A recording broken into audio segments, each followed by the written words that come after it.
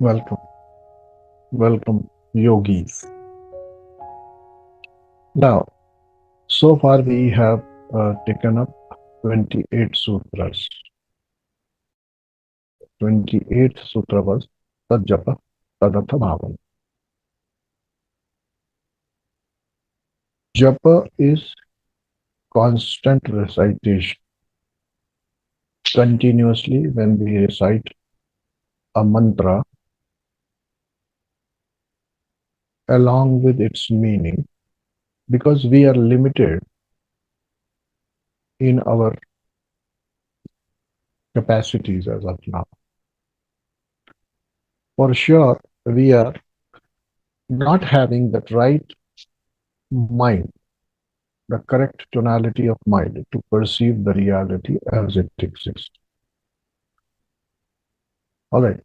So our whole knowledge depends on two things.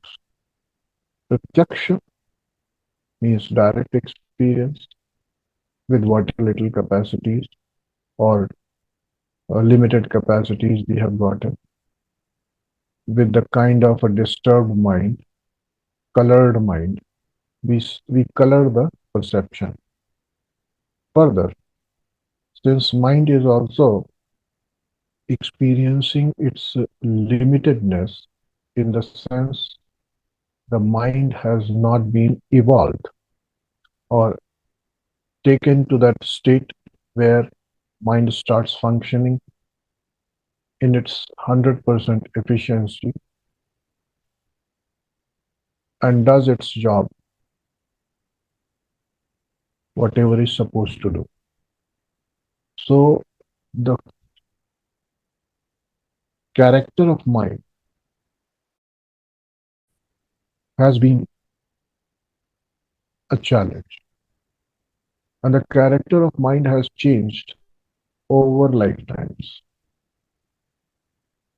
Not only this life, the tonality, its likes, dislikes, and so many attachments, so many desires, so many impressions it carries in the seed form, and when the situations manifest which are congenial for a particular kind of seed, that tendency, that sanskara, that vasana sprouts and then becomes a tree. So our mind is loaded with billions and trillions of seeds. Okay, you can't say that I have only very limited desires. Everyone has tons of it. Even if when you say that you have limited desires, you still have desires. That desire may be pertaining to a particular deity, particular mantra, particular kind of sadhana, all that. And these are also embedded in our mind. We have been conducting ourselves in such ways, probably sometime which is not known to us, probably in some other life. And therefore, we have tendencies to pick up a particular path. So, mind is that entity which, if handled, purified, handled well, purified, and also worked on, it can help. It can elevate our consciousness. It can hasten our journey towards self-recognition.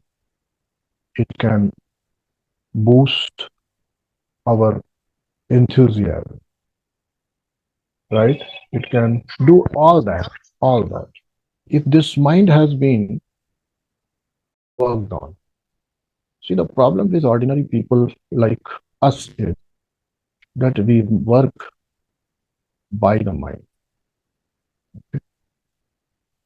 We spend our whole life working by the mind, right? Anyone who is not working by the mind? Hmm. Anyone? But 1 in a million, or maybe even less, works parallelly on the mind. See, if you have gotten a tool, and this is the tool for giving you two things. This tool, this whole tool, the body and mind. Mind, when I say it, it carries all the, you know, its structures. All together is called mind. Mind is also intellect. Mind is also ego. Mind is also mind. Mind is also referred to as chittam. So mind is that tool which is associated with this body, and these two combined, mind body, has been given to us. For what it has been given to us? You must question. In Ramayana, written by Tulsidas, in Sundarkand, which is most popular one, Goswamiji writes at one place that it is actually that statement which Vibhishan is giving. Vibhishan has said this to Hanuman, who appeared in front of him. He says, तात स्वर्ग अपवर्ग शुक्ला इक अंग तुलनता ही सकल मिल जो सुख love satsang. The literal meaning is, because this language is Avadhi, it's a dialect. It's a dialect of Hindi, which is known as Avadhi. The king of Ayodhya is also known as king of Awadh. Awadhapati is also known as. And the language which was used there was Avadhi. So probably when we are speaking in Avadhi today, probably that's the language which even Rama used to speak. Probably. We really don't know. But we can definitely infer like that, because the languages don't change. But anyways, coming back to the language, thus the particular statement of Vibhishan given to, or a statement which Vibhishan says to Hanuman when he appears in front of him. He says, Tat, Tat means brother or someone who is respected. Tat, swarg apavarga sukha, dhariya tula ik ang. Tula. Tula means that balance. So tula, tat, swarg apavarga sukha. That means there are two things which we are generally aspiring for. What is it? Swarga or apavarga. Swarga means not that we will attain it after we leave our body. We want swarga or the heaven to come to us. We want to create it somewhat. And what is swarga for us? That things should move as we want. Whatever I desire, it doesn't happen, narak. Whatever I desire is fulfilled, swarga. So wish fulfillment.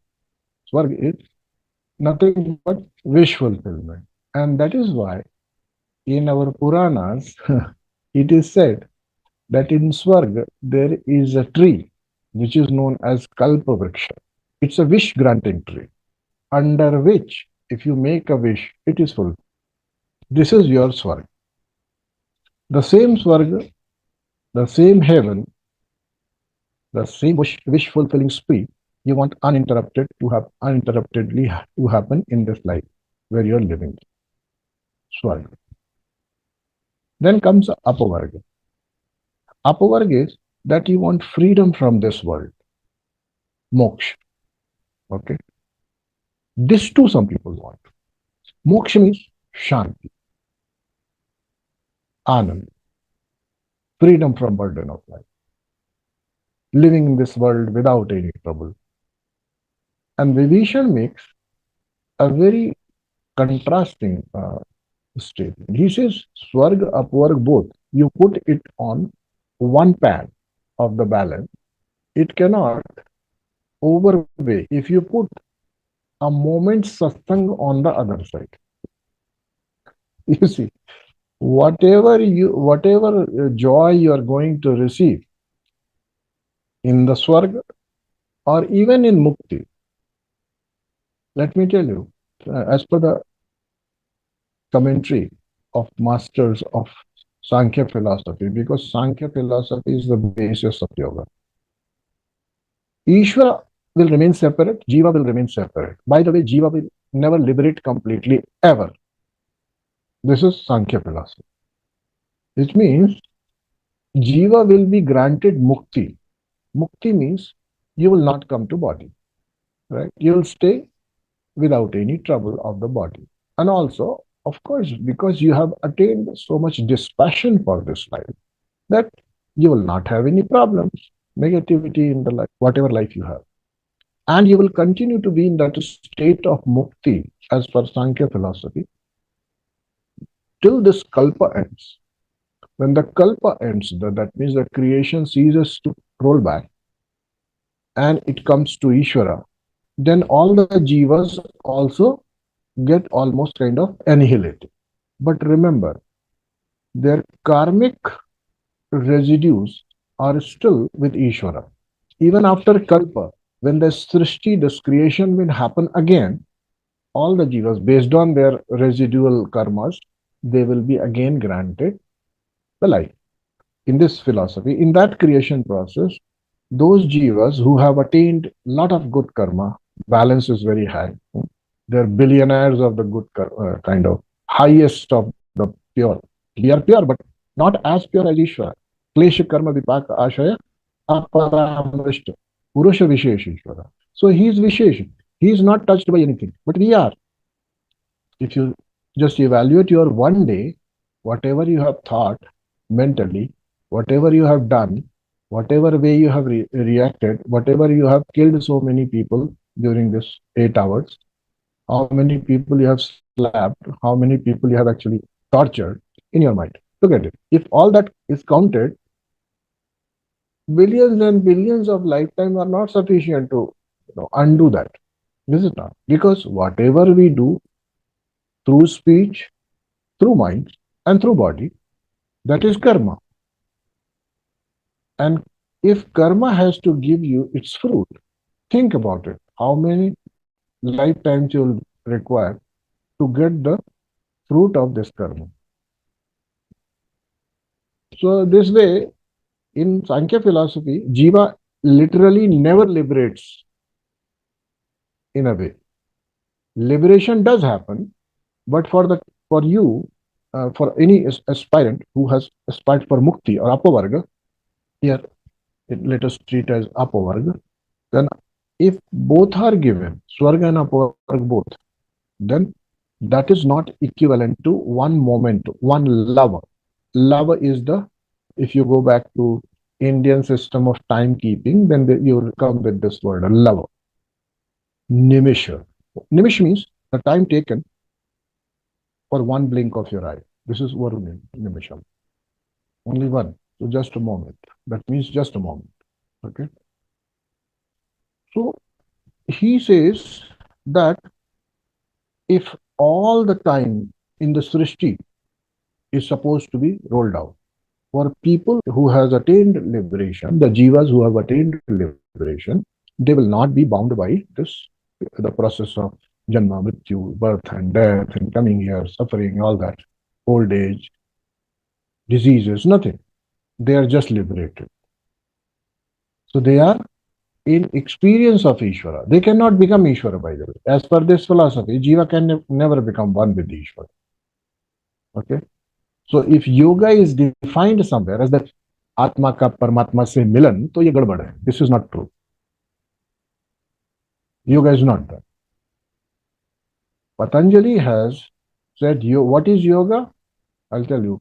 The most authentic commentary on Yoga Sutras, we'll have to go to rishis, not to the quasi rishis or quasi rishis like us. No? You have to go to rishis, original rishis. So if you go to the original rishi, Maharshi, not rishi, Maharishi, Veda Vyas has done a commentary on it, on Yoga Sutra. There he has defined what Patanjali means by the word yoga. He says yoga means samadhi. You understand? Yoga means nothing. Yoga means attaining the state of samadhi. That is what is yoga. It is not union of soul with the God. No. Yoga means samadhi. So, anyways, so here, all that which is supposed to be attained by us in mukti and bhukti. Bhukti means coming to this life, suffering or enjoying, both. Bhukti.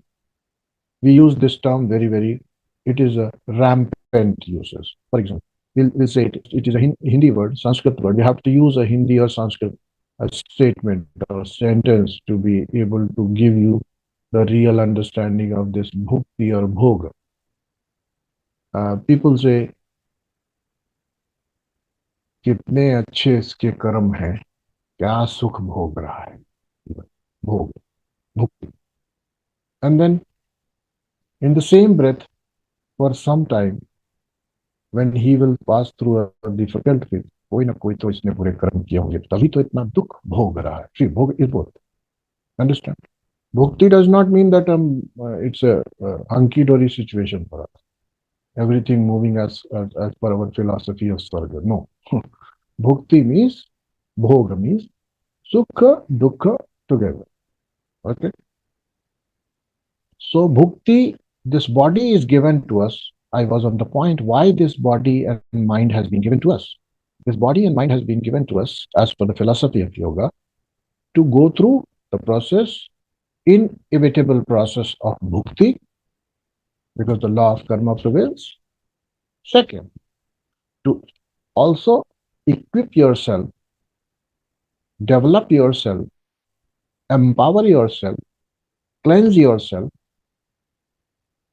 become somewhat a kind of controller of your avidya, ignorance, so that you can keep it under check and attain apavarga, which means mukti.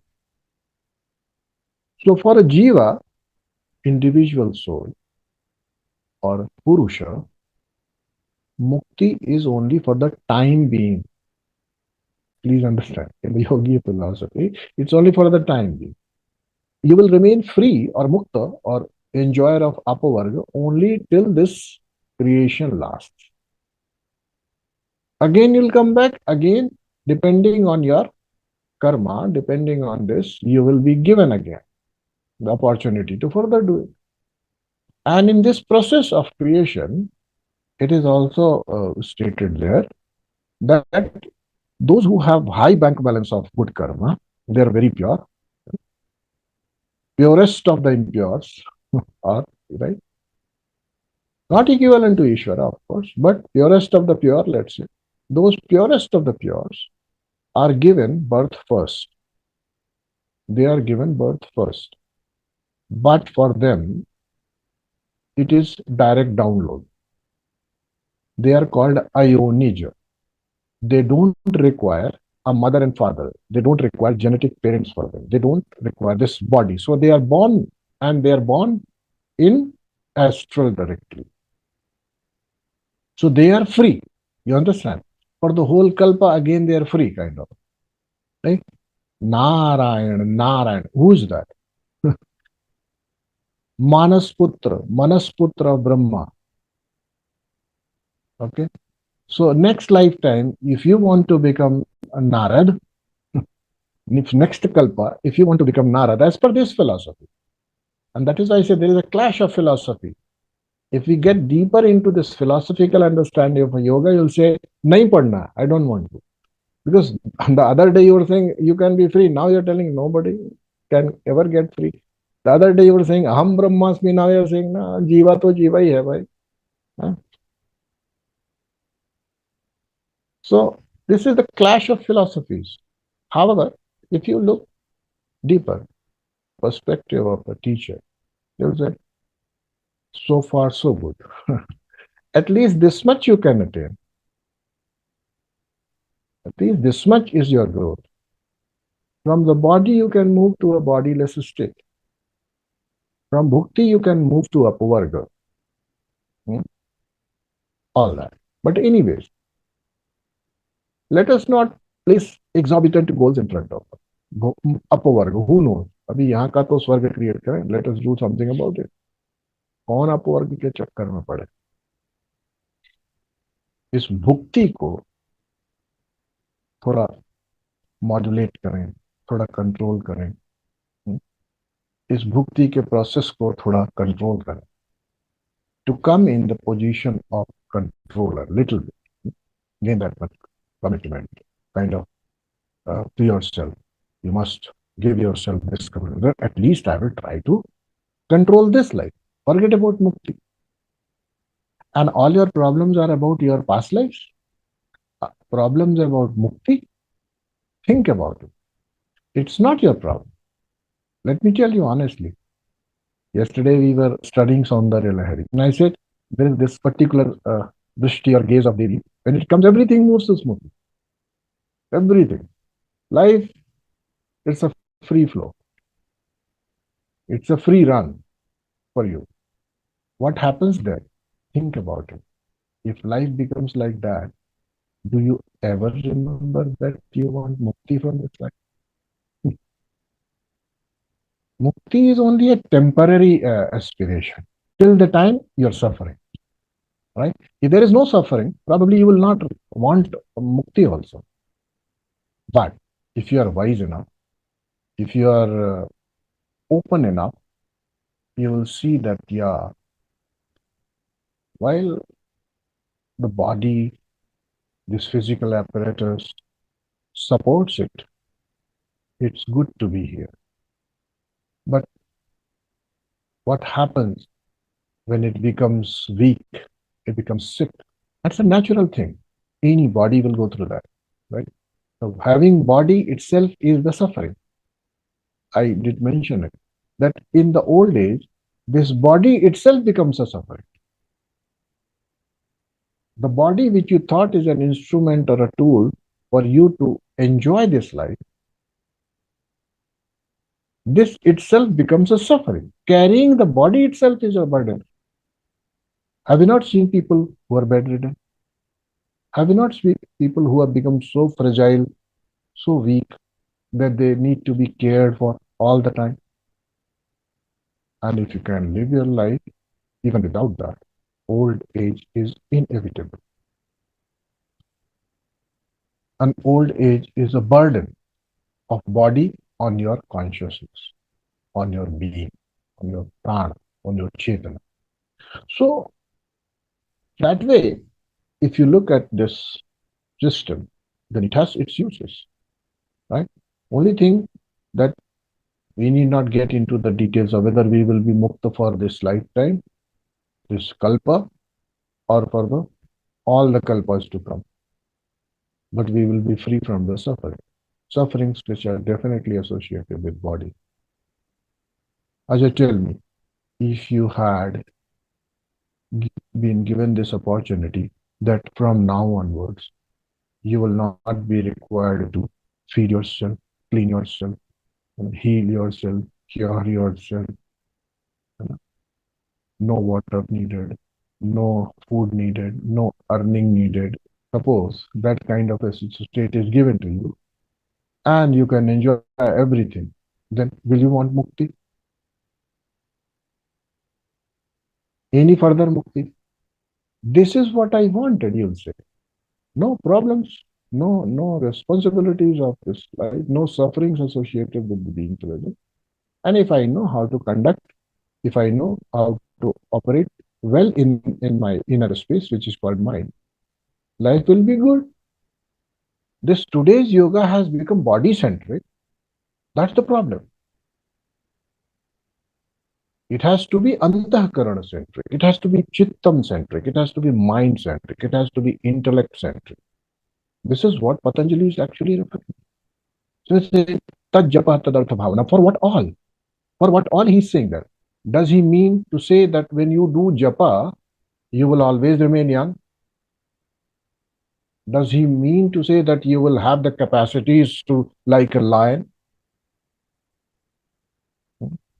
Doesn't say that. Does he say that you will not be diseased? Does he say that by doing Japa, Tadartha Bhavanam, you'll be having a flawless skin, etc., etc.? Did he ever use these words in the whole sutra? Never. We'll go to that. But what he does talk about it, chitta vritti nirodha, which is the prerequisite for samadhi. Tad japa tadartha bhavanam for what? For chitta vritti nirodha. Having control on your chitta vrittis, uncontrolled train of thoughts and desires. And we, as a conscious being, are riding this unruly horse's back, which is called mind. So, mind is taking us for a really, really fantastic ride. I'm calling it fantastic because it's terrible. This is how we are, and we are clinging to our mind. We don't observe it from far. Never ever. We never want to actually evaluate how it works. And therefore, it never occurs to us that we can, and probably it doesn't come so naturally, that we can, if we wish, work on our mind also. So, yoga is about working on the mind. Rather, whole life is about working by the mind. And all of you must have heard this story of sharpen your axe. A woodcutter or wood chopper was going around, and he used to cut only few trees. The other fellow, and whole day he will do all the labor, but he will return with very little money. The other fellow, in the morning for 1 hour, he will just sharpen his axe, and the axe is sharpened. Then he goes for cutting, cuts only for 4 hours, and comes back and earns more money. So what is the difference? The difference is the one is working on the tools also, and the other will just using the tool, never ever even sharpening also. So if you wish to take anything home right away, right now, for you to work on, for you to ponder on, for you to imbibe in your life, this is one learning. Don't only work by the mind, also learn to work on the mind. Because this mind, once managed well, is capable of giving you swarga, apavarg both. So yoga, in that sense, although it does not aim to give you that mukti part, because it's anyway saying vairagya, you must live your life with with certain value, with certain kind of moderations, so that your world is not driven by the desires, attachments, ego, pride, irsha, jealousy. Not that. It is work on your mind. Because these are the deformities of the sharp razor edge of the mind, which mind has, which the mind itself is. If that mind is not blunted by these negativities, your mind will be very, very sharp. And with that kind of mind, even when you have not attained samadhi, it's little bit different than what kind of the quality of life we are leading today.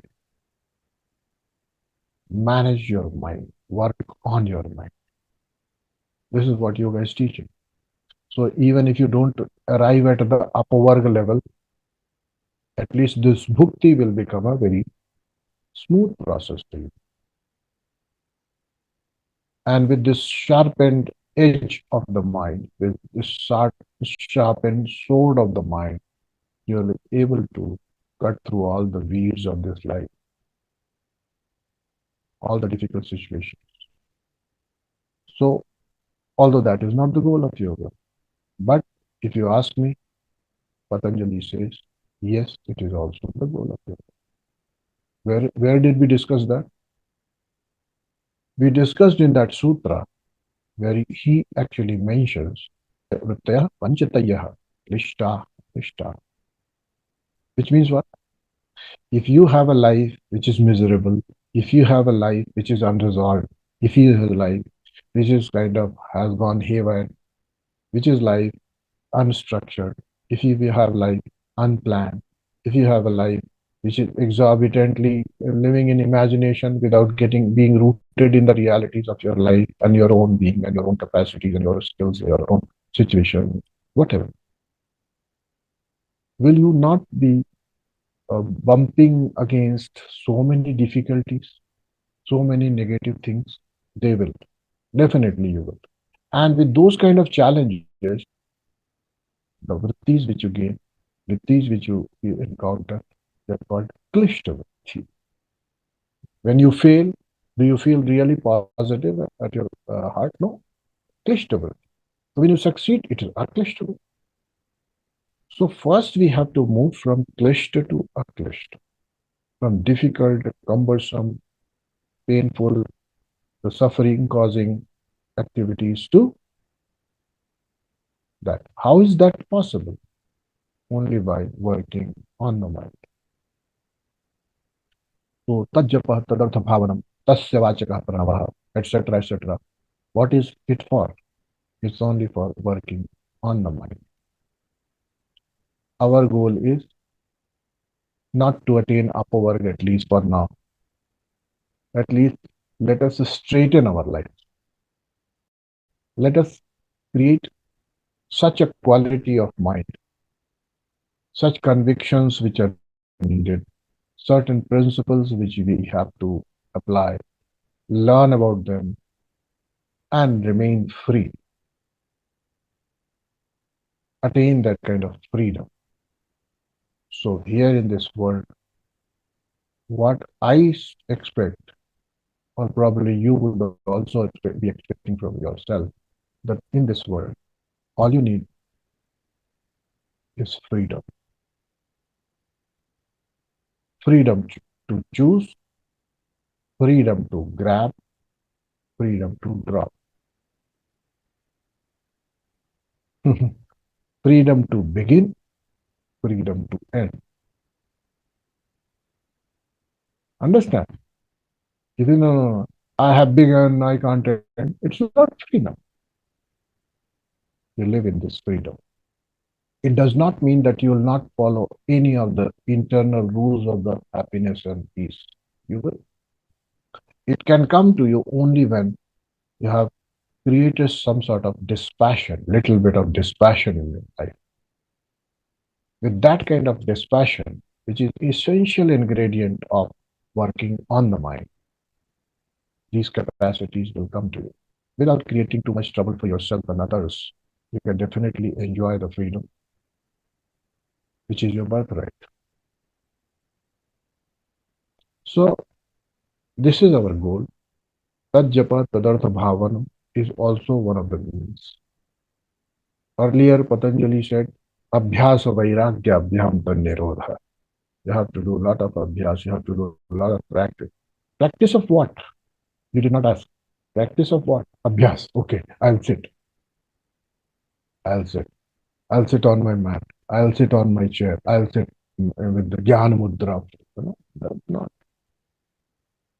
It is not sitting. Okay. Do really good things. Aspire for something better. Working on your mind. Okay. Wherever you are, whatever situations are, you should be aware of the tonality of your mind, the coloring, vasanas of your mind, the vidya part which is continuously operating in the mind, become aware of it. This is what you need to do. So let us come back to this little sutra which is coming afterwards. But here, tad japa tadartha bhavanam means a lot.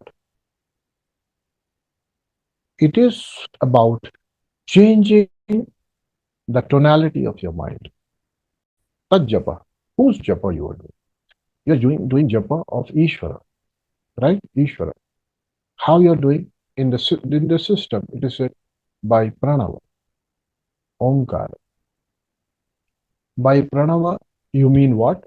You mean everything. I have explained it. You mean everything. Klesha, karma, vipakasha. See, the moment I say Seema, all of you, even close your eyes, you'll have Seema in front of you, right? And probably if you have interacted with him or her, whatever be the gender of the person whose name you're taking, those kind of things will come to you. Those kind of reverberations will be felt in your inner being. Yes or no? Suppose Seema is a very bubbly girl, a very cheerful girl. Suppose you have not seen Seema. Just example. Suppose you don't know Seema. I say there is a girl by the name of Seema who lives in my neighborhood, and she's very, very positive, and all that I'm explaining. Very bubbly, helps everyone. Now look at these qualities. Helps everyone, very understanding, serves everybody, takes care of, always wipe tears. She never cries. She'll make you laugh, and all that happens. Suppose when I say, remember Seema? The moment I say Seema, I really feel because you're thinking about a person who's really caring, very happy, joyous, all that. Yes or no? So, in fact, by remembering a girl Seema, your whole inner environment changes. And it has been happening. If you don't know, it has been happening. All the time it has been happening. Just to remind you, we read a lot about Maharana Pratap, the great warrior of the Rajasthan. We talk about the Queen of Jhansi, Rani Lakshmi Bai. Okay? So just if I say Rani Jhansi Lakshmi Bai, what kind of feeling comes? Just by remembering, just by that name. Because you know what she is. Have you met her? No. Have you met Rana Pratap? No. Only qualities have been told. And by when she Rana Pratap, if you don't know the meaning of Rana Pratap, means you don't know the characteristics of Rana Pratap, by saying Rana Pratap, who Rana Pratap? MDH मसाले वाले बूढ़े तो नहीं है कहीं. You can make out anything, whatever you like. So here, for that, Patanjali has given listed out. When you're talking about Ishvara, Ishvara is this. Guru Rapi Guru, Vesha Karma Vipakasha Aparamash Purusha Vishesha, Tatra Sarvagya Bijam, all that. So look at this. Sarvagyata of Ishvara is going to come to us just by remembering. We don't know what Sarvagyata is. Please understand. But at least somewhere we know this. Because we live in the field of Ishvara. That Sarvagya, Ishvara, is everywhere, including our own presence. At least, if not permeating, because maybe Sankhya philosophy would disagree that Ishvara will ever overlap. But is it not that mirroring happening all the time by jivas, even if they are individual souls? Have you not experienced that in your own life? That when you have the kind of company you have, right? The kind of company you have, immediately you imitate that. When you come to satsang, it's like, suppose this is dance party. The moment you enter, you're right from the gate, you will be like this. And your tonality, your attitude, everything will change. Either Acharya ji, shuru karo, Paramatma ka naam shuru karo. Udhar, everything will change because the company changes. Let us not take spirituality to be a very serious business. I make it really very, very palatable for you. You are already very special. So many specialities are making you sick of it. Let me tell you. You are sick of your speciality. You are carrying the burden of your speciality. I can tell you, Akash, suppose he's a successful businessman. Let's assume he's a successful, rich businessman. Let us just assume, though he is not, he claims. But suppose somebody thinks, and he thinks that Akash is a successful rich man. Now, what is his burden of being successful or rich? That everybody coming with a katura in front of him. Is he suffering? Yes. Right? Suppose I say some girl, very beautiful. Every Tom, Dick, and Harry coming and proposing. Is it not a burden for her? Everyone looking at her. Is it not a burden for her? Look at it. All your virtues, you're suffering. If it is external, if it is known to the world, you'll definitely suffer. But here, what we are trying, we are not trying for anything. We are saying we'll create some virtues here, invisible to ordinary. Only we enjoy and never suffer. Acha, tell me, when did you suffer the most? Was this suffering on the account of something very good in you or very bad in you? I'm sure these would have been the cases. When you were ordinary, hardly any suffering. Either good or bad. And we want to say, no, I'm bad today, I want to become good. He says, okay. Take the joys, take the associated joys of the being good also. Sometime or the other, you'll realize even being good is bad. Currently, but I'm not saying don't try for that. I'm not saying don't be good. Prematurely, if you deduce that, samajh mein aa gaya, being good is bad, so I'll not be good. Oh, you missed out. You have only taken Shabda Praman. There is no Pratyaksha Anubhav. There is no direct experience. It's only Anuman. If I'll become good, I'll suffer. First become good and suffer. Then only you will be able to transcend it. Or else, later in life, maybe 10, 20 years later. अरे यार वो पगड़ी वाले ने बोला था कि being good is bad. I did not try for 20 years. Now I realize, दूसरा बाबा आके समझाता है that being good is very good. I realized today being good is very good. Change of mind, change of heart. 20 years wasted. You don't know whether being good is good, being good is bad. Once you become that, you realize it. Then you'll have nobody to blame. So don't go by the words. You have to make it your own experience.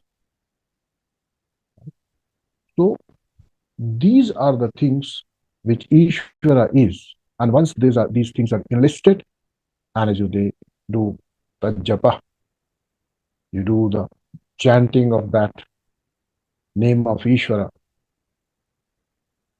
What is it?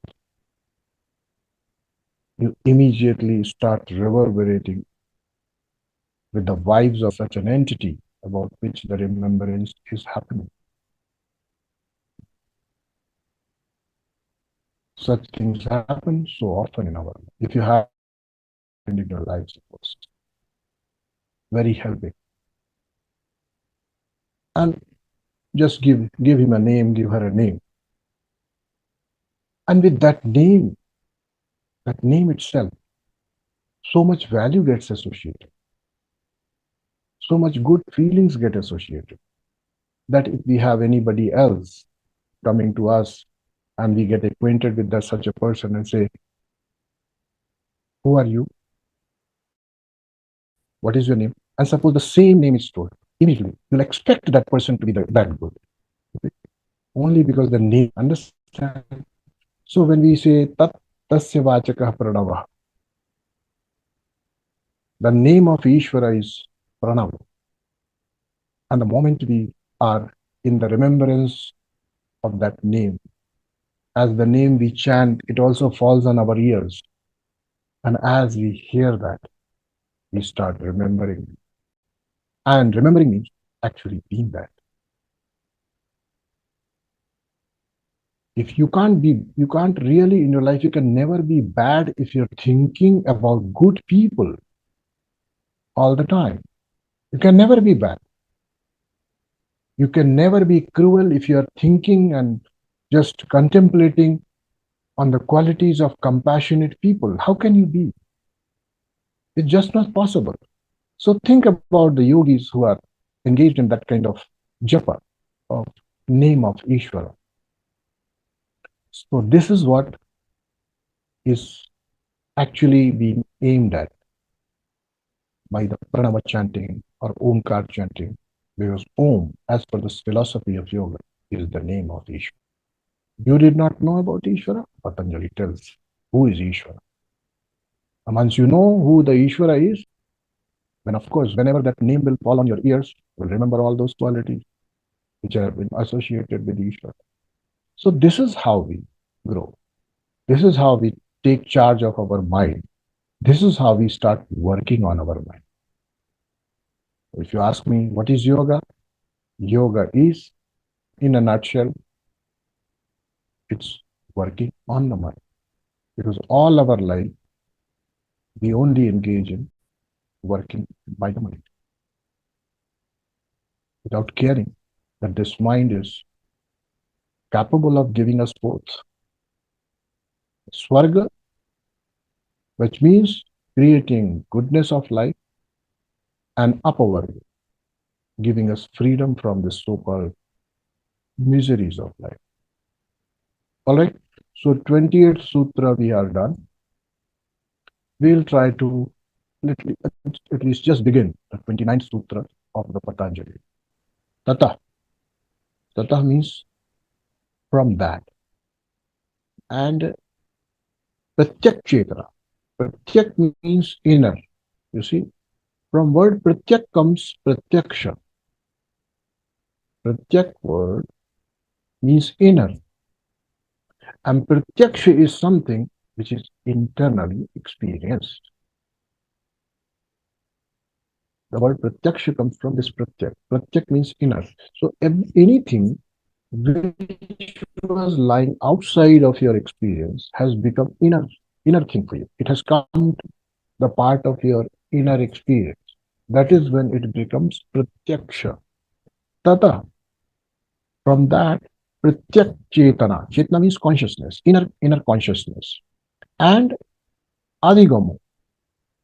Rather, it is in adigamat, adigamaha. That means adigaman, gaman is literally you can translate it moving, going.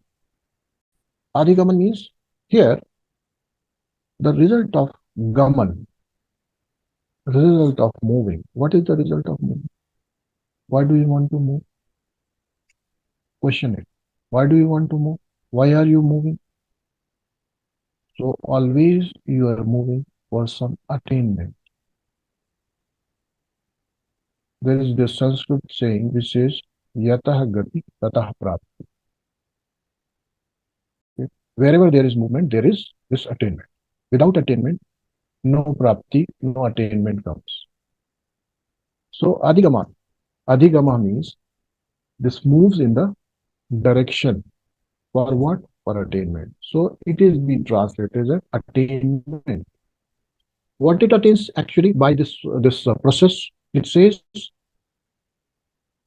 that inner experience comes. And about what it is being taught? About the process of Ishwar Pranidhan. Please understand that. There is a context to it. The context has to be right. It has to be understood. In the previous sutras, Patanjali was discussing about how to use this Ishwar Pranidhan to attain yoga. What is yoga as per Patanjali? I just defined. Yoga is samadhi for Patanjali. Yoga does not mean anything more than that. Yoga means samadhi. And samadhi means that state which you actually engage in or experience or develop or evolve through after attaining chitta vritti nirodha. Having contained, commanded or controlled over your vrittis of mind, different sort of ripples of your mind, thoughts of your mind, vasanas of your mind, desires of your mind. negative and positive both, they have to come to a halt. That is what is called vritti. And it says that it also says, next word is api antaraya abhavasya. Antaraya is the word in Sanskrit which is used for impediments, for the obstructions, for the obstacles, for something which stops your way. It's called antaraya. From the word antaraya, if you know Hindi, there is this word called antaral. Antaral means now, that means something was moving, there was a absence of that event, there was a kind of stoppage of that event, and then the time passed, and after that you began that activity again. So this thing is antarala, comes from the same root, antaraya. Even this antaraya has the root in antar. So, anyways, I'm not here to teach you or give you exact Sanskrit meanings of this. We have to understand what the sutra is all about, what sutra is giving you for understanding and implementing. Here, Ishwar Pranidhan, the result of it. Earlier, he says, Abhyas Vairagyabhyam Tannirodha, which meant that your vrittis can be controlled or can come to a halt through the process of Abhyas, which means practice, and Vairagya, which means dispassion. These two. And having achieved this, don't think that you have become master of it. Because initially, whatever we attempt in the field of yoga, whatever we attempt in the field of containing our vrittis in our check, in our command, in our control, that happens only for limited time, very, very small time. And even if that state is achieved, it's good. But yoga doesn't take it as any great attainment. Patanjali says it has to be sustained. The chitta vritti nirodha has to be sustained. Control and command on your vrittis has to be sustained. It's not about momentary command and control. Momentary command control each one of us has.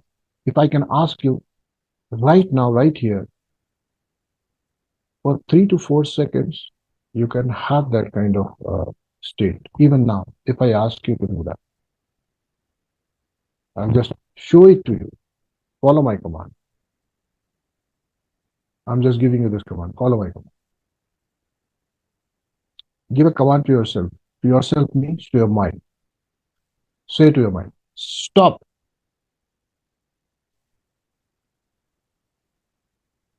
And it stops.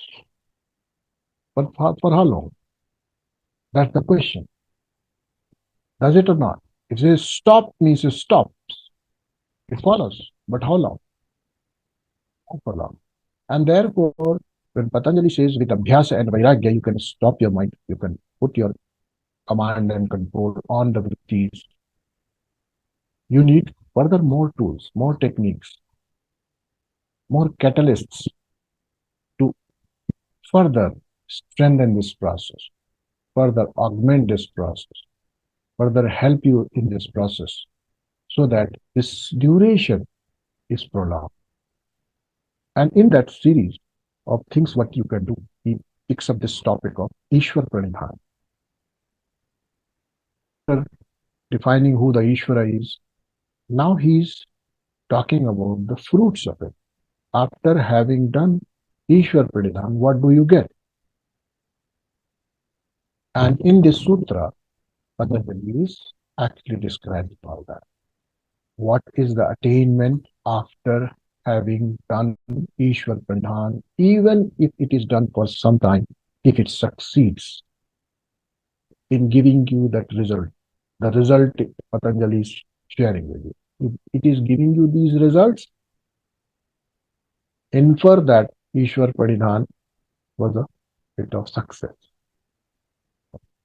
So we will take up these indicators and qualities of our inner experience in next session. For now, We will just pray and then we will leave. Okay. So for today, just so let's pray.